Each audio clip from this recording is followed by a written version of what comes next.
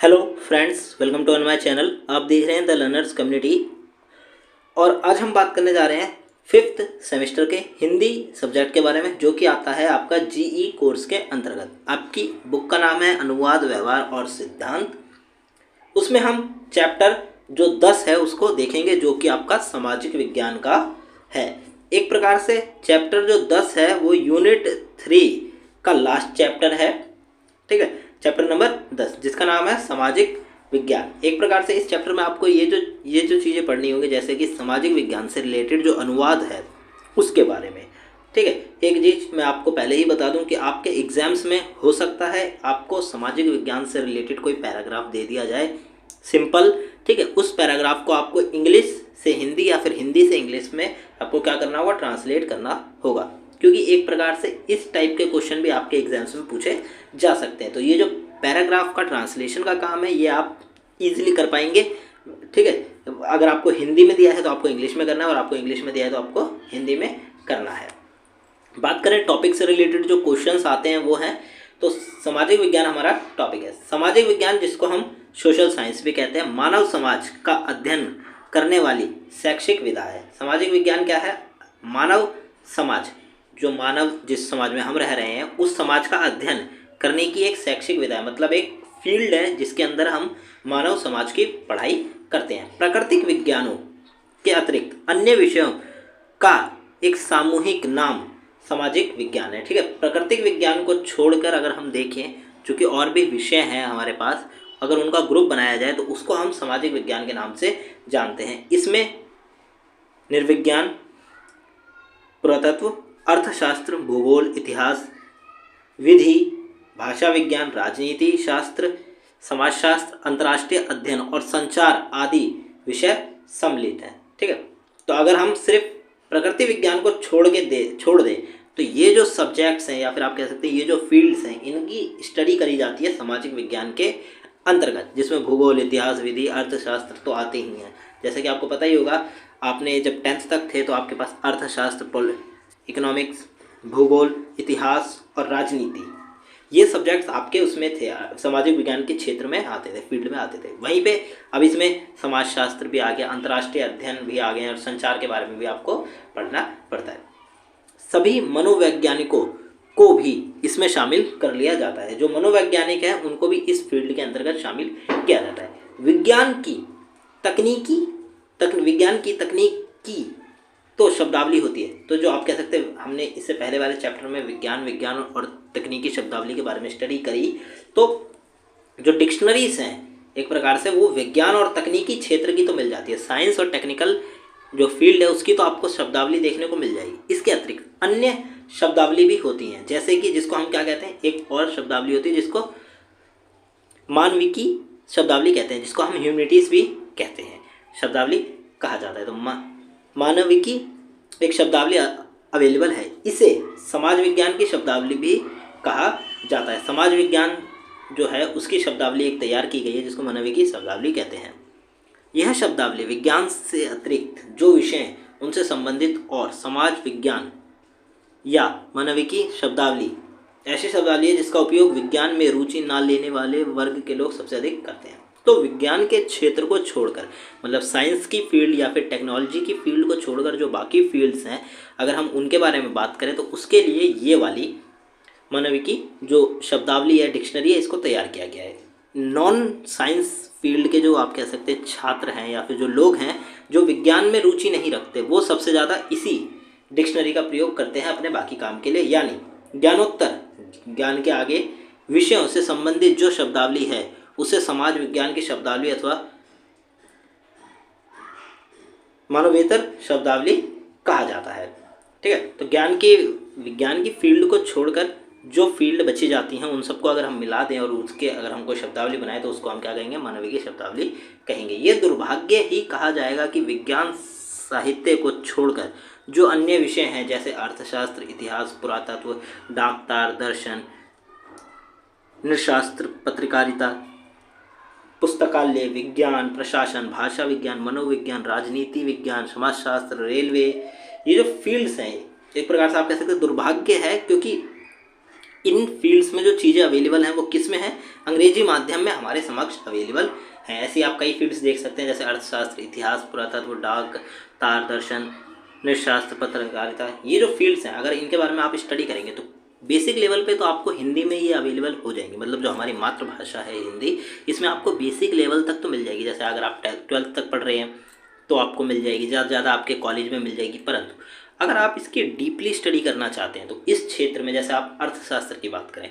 अगर आप अर्थशास्त्र को डीपली स्टडी करना चाहते हैं ना तो आपको अंग्रेजी का जो माध्यम है उसका प्रयोग करना पड़ेगा, क्योंकि ज़्यादातर आप कह सकते हैं डिक्शनरीज या फिर बुक्स जो लिखी जाती हैं वो अंग्रेजी के माध्यम को प्रयोग करके लिखी जाती हैं। तो ये एक आप कह सकते हैं कि हिंदी भाषा का दुर्भाग्य भी है।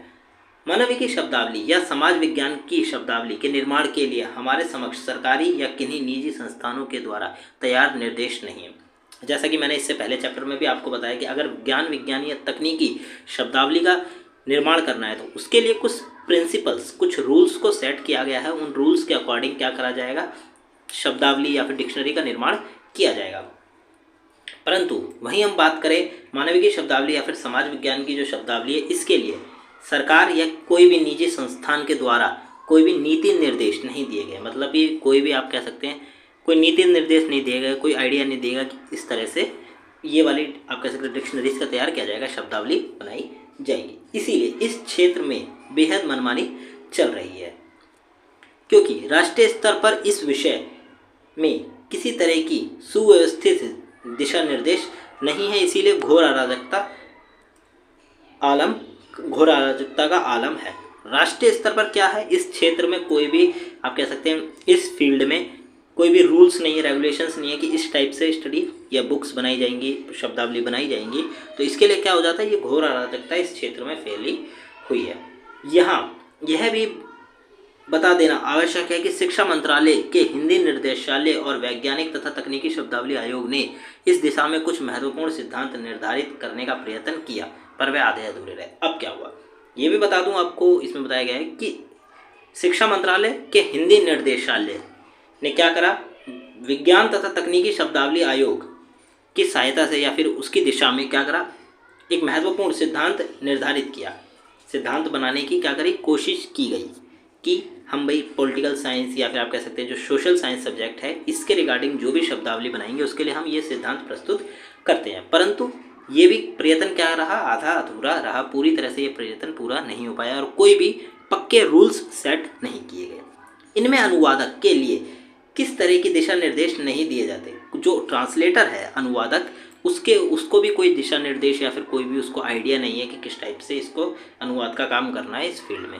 पर परिणामतः अनुवादकों को इन विषय में अनुवाद कार्य करने में बहुत मुश्किलों का सामना करना पड़ता है। फिर क्या होता है, जब अनुवादक को पता ही नहीं है कि रूल्स क्या हैं, ठीक है, कितना क्या पैरामीटर है कि इसके अंतर्गत रह के ही मेरे को काम करना है, तो ये चीज़ें अगर अनुवादक को नहीं पता है तो उसके लिए ये काम क्या होता है, एक परेशानी बड़ा काम हो जाता है। हमारे भारतीय मनीषी, मतलब मनीषी किसको कहते हैं हम यहाँ पे, विद्वान हो गए, बड़े बड़े बुद्धिमान व्यक्ति, पंडित या ज्ञानी लोग हो गए, उनको हम क्या कहते हैं, मनीषी कहते हैं। तो हमारे मनीषी धर्म, तर्क, गणित, ज्योतिषी, शास्त्र, नाट्य, काव्य, न्याय, दर्शन आदि के क्षेत्र में इतना गहन चिंतन और मनन कर चुके हैं कि प्राचीन भारतीय भाषाओं जैसे संस्कृत, पाली या प्राकृत आदि में इनका न केवल प्रचुर साहित्य उपलब्ध है, वरन इनसे संबंधित परिभाषिक शब्दों का विपुल अगार भी हमारे पास है। तो क्या है कि हमारे आप कह सकते हैं भारत में जो बड़े बड़े विद्वान हुए,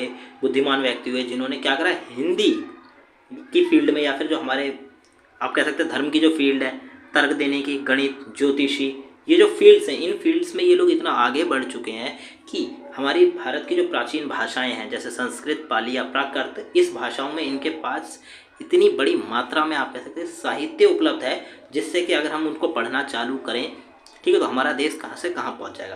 तो इस प्रकार से इसमें बताया गया है कि इतना साहित्य उपलब्ध है हम लोगों के पास, ठीक है, और उस साहित्य में क्या, उस साहित्य तथा इनसे संबंधित परिभाषिक जो शब्द हैं का विपुल अगार भी हमारे पास है। मतलब बहुत बड़ी मात्रा में परिभाषिक शब्द भी अवेलेबल है। यहाँ दूसरी बात है कि शिक्षा का माध्यम विदेशी भाषा होने के कारण हम शब्दों से अपनी शब्दावली से अज्ञान है। परंतु क्या है, कि इस फील्ड में सिर्फ कुछ लोग, जिनको आप कह सकते हैं बहुत ही ज़्यादा दिलचस्पी है, वही इस फील्ड में आगे बढ़ पाते हैं, परंतु बाकी लोग जो हैं वो किसके थ्रू स्टडी करते हैं, विदेशी भाषा के थ्रू। जैसे इंग्लिश हो गया भाई, हमें ज़्यादातर चीज़ें किस में पढ़ाई जाती हैं, हमें इंग्लिश में पढ़ाई जाती हैं ज़्यादातर चीज़ें। हम जैसे जैसे हाई क्लास में स्टडी करते चले जाएंगे, यहाँ पर ऊपर चले जाएंगे, जैसे BA MA, उसके बाद आगे की पढ़ाई, तो वहाँ पर आपको इंग्लिश की फील्ड या फिर विदेशी भाषा जो होती है उसमें आपको स्टडी करनी पड़ेगी। तो क्या होता है कि हम अपनी ही भाषा, जो हमारी मातृभाषा है, और वहाँ उस भाषा को छोड़ते जा रहे हैं, अपनी शब्दावली से अनभिज्ञ हैं। किसी भी शब्दावली में निम्नलिखित विशेषताओं होना आवश्यक है। जब कोई शब्दावली का निर्माण किया जाता है तो उसमें ये आवश्यकताएं होना आवश्यक है। पिछले पार्ट में हमने पढ़ा था कुछ रूल्स, अब यहाँ पे हम बात कर रहे हैं विशेषताएं या फिर आवश्यकताएं। ठीक है, हम यहाँ पे विशेषताओं की बात कर रहे हैं। ये वाली विशेषताएं एक शब्दावली में होनी ही चाहिए, नहीं तो वो पूरी तरह से एक शब्दावली नहीं कहलाएगी। जैसे कि संपूर्ण भारत में एक ही शब्दावली मान्य होनी चाहिए, मतलब एक शब्दावली बनाई जाए, उससे वो मान्यता प्राप्त हो संपूर्ण भारत में, उस शब्दावली में हर भाषा के रिगार्डिंग चीज़ें उपलब्ध हों। इस प्रकार शब्दावली के स्रोत के संबंध में संकीर्ण दृष्टि के स्थान पर उदारता से काम लेना चाहिए। अंग्रेजी भाषा में लैटिन, ग्रीक, फ्रेंच आदि, यहाँ तक कि हिंदी के भी हजारों शब्द हैं। तो शब्दावली के स्रोत, जब हमें कोई स्रोत भाषा, आप कह सकते हैं किसी और लैंग्वेज से हमें अपनी भाषा में उसको तब्दील करना है, तो संकीर्ण दृष्टि को छोड़कर हमें क्या करना है, तो उदारता के साथ काम करना चाहिए। क्योंकि अंग्रेजी भाषा में लैटिन, ग्रीक, फ्रेंच आदि, यहाँ तक कि हिंदी के भी हजारों शब्द उपलब्ध हैं। हमारा तीसरा पॉइंट आता है भाषा की प्रकृति और नवनिर्मित शब्दावली में आपसी वैभिन्न नहीं होना चाहिए।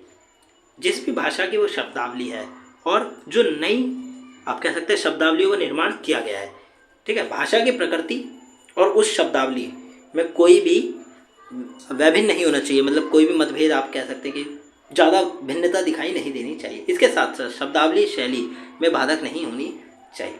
चौथा पॉइंट, किसी भी विचार को अधिक सरलता और सच्चाई के साथ व्यक्त कर पाना शब्दावली की महत्वपूर्ण गुण है। कोई भी आप कह सकते हैं डिक्शनरी है, शब्दावली है, उसका महत्वपूर्ण काम क्या है कि कोई भी विचार या फिर कोई भी शब्द को ज़्यादा अच्छे से, सरलता से और सच्चाई से लोगों के सामने प्रस्तुत करना। शंका का स्थान बिल्कुल नहीं होना चाहिए। फिर जब भी कोई व्यक्ति उस शब्दावली को पढ़े तो उसके मन में शंका ना आए कि ये वाले शब्द का कहीं ये गलत तो नहीं लिखा, इस प्रकार के कोई भी उसके अंदर नहीं होने चाहिए। शब्दावली परिवर्धन और अभिव्यंजन में भी पूर्ण सक्षम होनी चाहिए, जिससे मूल शब्द के संबंधित विचारों अनेक शब्द वाक्यांश ना बन सके। अब क्या हो, शब्दावली आप कह सकते हैं कि शब्दावली क्या होती है, किसी और लैंग्वेज का कोई वर्ड है उसको किसी और लैंग्वेज में ट्रांसलेट करके उस शब्दावली में प्रस्तुत किया जाता है। उसका अर्थ लिखा होगा, ठीक है, उसके बारे में लिखा होगा, वो किस प्रकार बनाए, ये सब आपको डिक्शनरी में हर वर्ड का देखने को मिल जाता है। तो क्या होता है कि एक मूल शब्द के संबंधित विचार वाले अनेक शब्द वाक्यांश ना बन सके, मतलब जो मूल वर्ड है, जो मेन वर्ड है, उससे रिलेटेड और जो वर्ड्स हैं वो उसमें ना बन सकें, इस प्रकार में शब्दावली में होना चाहिए। मतलब जो एक वर्ड है आप कह सकते हैं वही वर्ड का आप यूज़ करें हर जगह, इस प्रकार से बताया गया, और उससे जैसे या फिर आप कह सकते हो अनेक शब्द या वाक्यांश उस शब्द से ना बन पाए। शब्दावली में यथासंभव प्रचलित और परंपरागत शब्दों का इस्तेमाल में संकोच नहीं होना चाहिए। मतलब जब शब्दावली का निर्माण किया जा रहा हो तो परंपरागत शब्दों का इस्तेमाल करने में कोई भी संकोच ना हो। पारिभाषिक शब्द सोना चांदी के सिक्के की भांति वजन के मूल्य कम मूल्य से ज़्यादा होने चाहिए। जो पारिभाषिक शब्द हैं वो किस प्रकार होने चाहिए, सोने चांदी की जो सिक्के होते हैं उसी की भांति होने चाहिए, वजन में कम मूल्य में ज़्यादा, अर्थात छोटे शब्द छोटे सुंदर हों, उनका उच्चारण समसंदेह ना हो और अर्थपूर्ण भी हो। मतलब शब्द ऐसे हों जो छोटे हों, ठीक है, जिनको समझने में आसानी हो, सुंदर हो, इस प्रकार के शब्द होने चाहिए और जिनको ईजिली बोला जा सके, इस प्रकार उस शब्दावली में होने चाहिए। आगे शब्द का एक ठोस अर्थ दिया जाए, व्याख्या नहीं। मतलब एक शब्द है उसकी प्रॉपर डेफिनेशन, बहुत बड़ी डेफिनेशन देने की ज़रूरत नहीं है। आप मेन पॉइंट में उसको एक पॉइंट में आप उसको बताएं या फिर एक वर्ड में उसको एक्सप्लेन कर दीजिए। शब्द की स्थिरीकरण की प्रक्रिया बराबर चलती रहनी चाहिए। शब्द की जो स्थिरीकरण की प्रक्रिया है वो बराबर चलती रहे। शब्द की अभिधात्मक अर्थ ही लिया जाए, एक प्रकार से जो शब्द का अर्थ है वही अर्थ लिया जाए, उसके आप कह सकते हैं उससे रिलेटेड जो बाकी चीज़ें हैं वो ना उठाई जाए। फिर आता है अनुवाद की आवश्यकता क्यों है हमें। हमें अनुवाद की आवश्यकता क्यों? 20वीं शताब्दी में देशों के बीच दूरियां कम करने के परिणाम स्वरूप विभिन्न वैचारिक धरातलों, आर्थिक, औद्योगिक स्तरों पर पारस्परिक भाषिक विनिमय बढ़ा है और इस विनिमय के साथ साथ अनुवाद का प्रयोग और अधिक किया जाने लगा है। तो 20वीं शताब्दी में क्या हुआ है कि विश्व के सारे देश एक दूसरे से जुड़ रहे हैं, व्यापार कर रहे हैं, लोग इधर से उधर आ जा रहे हैं। तो यहाँ पे क्या बढ़ा है? विनिमय, आदान प्रदान बढ़ा है, साथ में अनुवाद का भी प्रयोग बढ़ा है।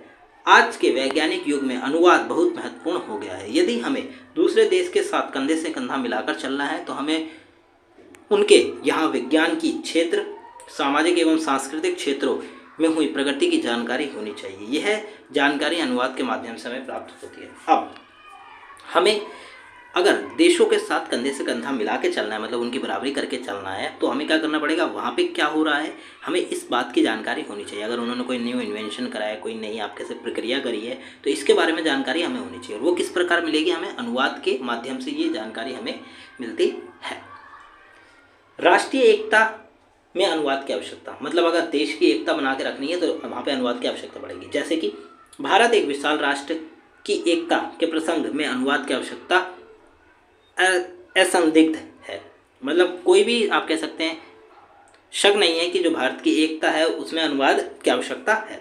भारत की भौगोलिक सीमाएं न केवल कश्मीर से कन्याकुमारी तक बिखरी हुई हैं, बल्कि इस विशाल भूखंड में विभिन्न विश्वासों और एवं संप्रदायों के लोग भी रहते हैं। अब देखिए, भारत तो ऐसा तो नहीं है कि भारत में एक जाति या फिर एक संप्रदाय के लोग रहते नहीं। भारत में बहुत बड़ी संख्या में अलग अलग संप्रदाय के लोग अलग अलग क्षेत्रों में रहते हैं। तो इन सबको केवल एक साथ बनाए रखना एक बड़ी बात हो जाती है। ठीक है, तो ये तो नहीं है कि भारत केवल जमीन में कश्मीर से कन्याकुमारी तक फैला हुआ है, नहीं। उस क्षेत्र के अंतर्गत इतने लोग आ जाते हैं, इतने संप्रदाय आ जाते हैं, जो कि बहुत बड़ी संख्या है, जिनकी भाषा एवं बोलियाँ एक दूसरे से भिन्न है। भारत की अनेकता में एकता इन्हीं अर्थों में है। विभिन्न भाषाओं, विभिन्न जातियों, विभिन्न संप्रदाय एवं विभिन्न विश्वासों के देश में भावनात्मक एवं राष्ट्रीय एकता कहीं भी बाधित नहीं होती। अब क्या होता है कि अगर हमारे पास अनुवाद की व्यवस्था नहीं होगी, तो सपोज करिए कि हम लोग दिल्ली में रहते हैं, अगर हम आसाम की तरफ चले जाएं, उड़ीसा की तरफ चले जाएं, अगर हमें वहाँ की भाषा के बारे में नहीं पता है, ठीक है, आपको आसाम की कोई भाषा या फिर उड़ीसा की भाषा नहीं आती, ठीक है, तो वहाँ पे या तो आपको एक अनुवादक, ट्रांसलेटर की आवश्यकता पड़ेगी, या फिर आपको बुक्स की हेल्प लेनी पड़ेगी अगर आपको उनके बारे में जानना है तो।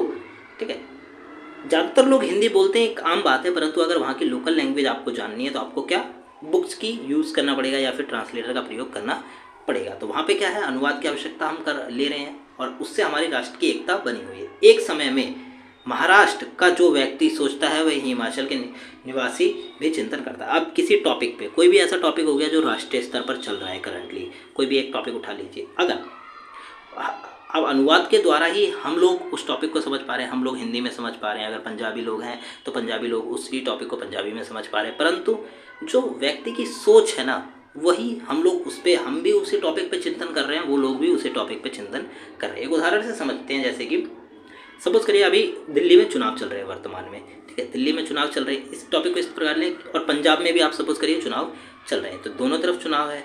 अब हमें जो न्यूज़ मिल रही है, समाचार मिल रहे हैं टीवी पे, वो हिंदी भाषा में मिल रहे हैं, परंतु वहाँ के जो लोग हैं उनको वही न्यूज़ पंजाबी भाषा में मिल रही है। तो क्या हो रहा है, अनुवाद तो हो रहा है, हमें वही कंटेंट जो है हिंदी में दिखाया जा रहा है, वही उनको पंजाबी में दिखाया जा रहा है। एक ये पॉइंट हो गया। दूसरा, हम लोग भी उसी टॉपिक पे सोच रहे हैं और वो लोग भी चुनाव पर रिलेटेड टॉपिक पे ही सोच रहे हैं, अगर हम इस बात को माने तो। ठीक है, तो इस प्रकार है कि अनुवाद के द्वारा ही हमें हमारी भाषा में जो चीज़ें देखनी चाहिए वो दिखाई जा रही हैं और जो उनको देखनी चाहिए वो दिखाई जा रही है, और इससे क्या बनी हुई है, एकता बनी हुई है। अब अगर पंजाबी लोगों को भी हिंदी में ही दिखाया जाए या फिर ऐसी भाषा में दिखाया जाए जो हमें तो समझ आती है परंतु उन्हें समझ में नहीं आती, तो क्या होगा, देश में जो आप कह सकते हैं एकता है वो बिखरने लगेगी। सॉरी, फिर आता है सेकंड पॉइंट, संस्कृति के विकास में अनुवाद की आवश्यकता। दुनिया में जिन देशों में विभिन्न जातियां संस्कृति का मिलन हुआ है, वहाँ सामाजिक संस्कृति के निर्माण में अनुवाद महत्वपूर्ण भूमिका रहा है। तो दुनिया में कई सारे देश हैं, ठीक है, जो भी देश का आप उदाहरण लेते हैं, जैसे कि जिसमें जाति और संस्कृति का मिलन हुआ है, वहाँ पे अनुवाद का एक महत्वपूर्ण भूमिका रही है। अनुवाद की परंपरा के अध्ययन से पता चलता है कि ईसा के 300 वर्ष पूर्व रोमन लोगों का ग्रीक के लोगों से संपर्क हुआ। जिसके फलस्वरूप ग्रीक से लैटिन में अनुवाद हुआ। अब देखिए क्या हुआ कि अनुवाद की एक परंपरा का अगर आप अनुवाद का अध्ययन करते हैं, अनुवाद की जो फील्ड है, ट्रांसलेशन की फील्ड, इसका अगर आप अध्ययन करते हैं तो आपको पता चलेगा कि ईसा के 300 ईसा पूर्व जो रोमन लोग थे उनका ग्रीक लोगों के साथ क्या हुआ, मेल मिलाप हुआ, संपर्क हुआ, और उसके बाद ग्रीक से लैटिन भाषा में अनुवाद का काम हुआ। इसी प्रकार 11वीं-12वीं शताब्दी में स्पेन के लोग इस्लाम के संपर्क में आए। जो स्पेन के लोग थे 11वीं-12वीं शताब्दी में, वो इस्लाम के संपर्क में आए और बड़े पैमाने पर यूरोपीय भाषाओं में अरबी का अनुवाद हुआ। तो जो यूरोप की भाषाएं थी, अरबी में उनका अनुवाद किया गया बड़े स्तर पर। भारत में भी विभिन्न जातियाँ एवं विश्वास के लोग साथ में रहते हैं। आज की भारतीय संस्कृति, जिसे हम सामासिक संस्कृति कहते हैं, उसके निर्माण में हजारों वर्षों के विभिन्न धर्म, मतों एवं विश्वासों की साधना छिपी हुई है। अब ऐसा तो नहीं है कि भारत की संस्कृति कुछ ही सालों पहले तैयार हुई है, नहीं, ये संस्कृति 100 या आप कह सकते हैं कि बहुत बड़ी संख्या में जो साल हैं उन सालों से ये चली आ रही है। ठीक है, तो इसका कोई निर्माण कुछ सालों में तो हुआ नहीं है, इसका निर्माण हजारों सालों में हुआ है, जिसमें आपको धर्म का काम देखने को मिल जाता है, मत और विश्वासों का काम देखने को मिल जाता है। तो ये ऐसा तो नहीं है कि ये सिर्फ चला आ रहा है अपने हिसाब से, नहीं, ये प्रोसेस भी काफ़ी लंबी रही और इसके अंतर्गत भी अनुवाद ने काफ़ी बड़ी भूमिका निभाई है। इन सभी मतों एवं विश्वास को आत्मसात कर जिस भारतीय संस्कृति का निर्माण हुआ, उसके पीछे अनुवाद की महत्वपूर्ण भूमिका भी रही है।